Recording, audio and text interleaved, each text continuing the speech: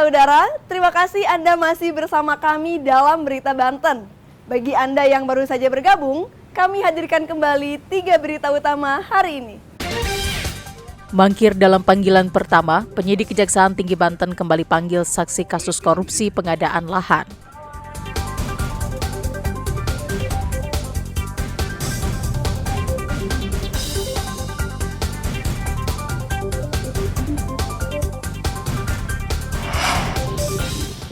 Perjuangan petugas di Lebak distribusi logistik pilkada lewat medan sulit.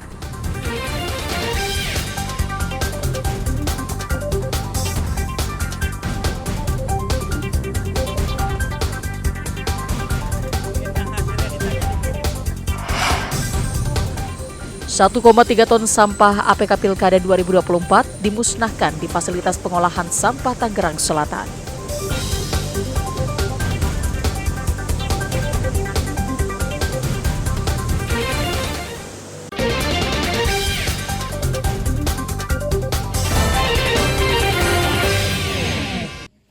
Mengantisipasi penyalahgunaan surat suara dalam Pilkada serentak tahun 2024, KPU Kabupaten Pandeglang memusnahkan ribuan surat suara dan surat suara yang rusak sehari sebelum hari pencoblosan.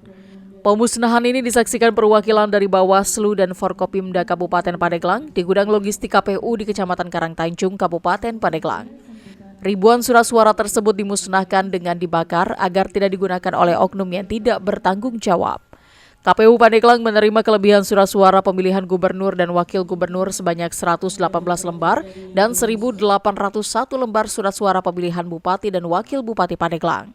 Selain itu, sebanyak 87 surat suara pemilihan bupati dan 109 surat suara pemilihan gubernur yang rusak. Total untuk jenis surat suara Pilbub itu ada 1.081 lembar, kemudian untuk jenis suara Pilgub ada 118 lembar. Itu belum termasuk dengan yang kategori rusak. Yang rusak itu untuk jenis suara Pilbub ada gagal cetak sejumlah 41 lembar, kemudian ada sobek 40 lembar, kusut 5 lembar, dan juga bernoda 1 lembar. Kemudian untuk jenis suara Pilgub itu ada kategori rusak, masing-masingnya gagal cetak 24 lembar, berbayang 25 lembar, dan sobek 60 lembar. KPU memastikan bahwa surat suara yang diterima Panitia Pemilihan Kecamatan atau PPK sudah sesuai dengan kebutuhan. Ariel Maranus dan Pian Kusuma melaporkan dari Kabupaten Pandeglang.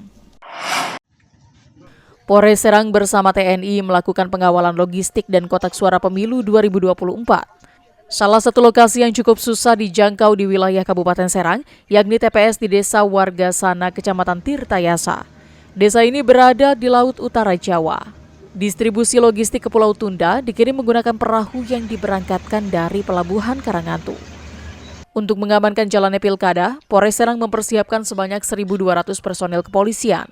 Polres Serang juga mendapatkan tambahan personil dari Brimopolda Banten dan TNI.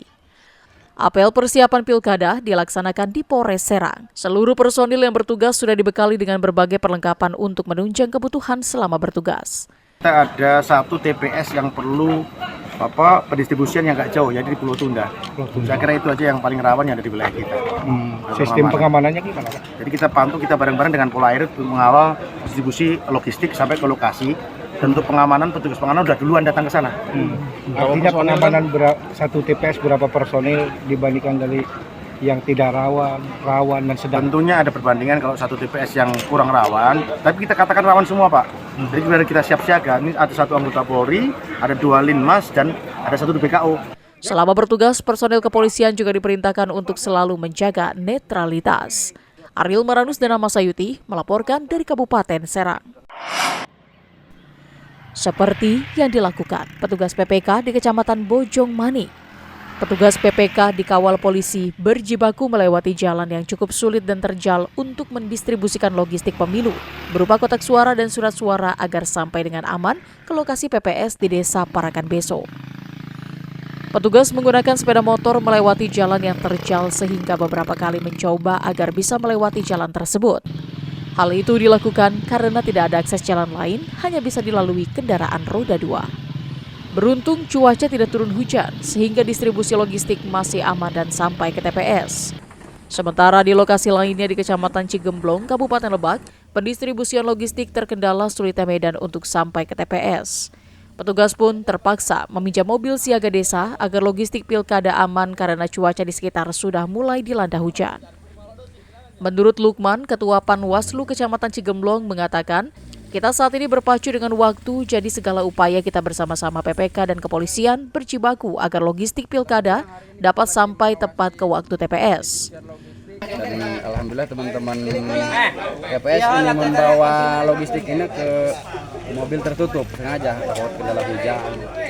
Dan ini harus dipastikan logistik semua datang ke desa ini, datang ke TPS ini lengkap dan tidak rusak. Nah, itu.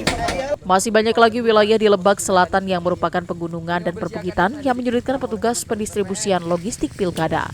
Ariel Maranus dan Sajiwa Pratama melaporkan dari Kabupaten Lebak.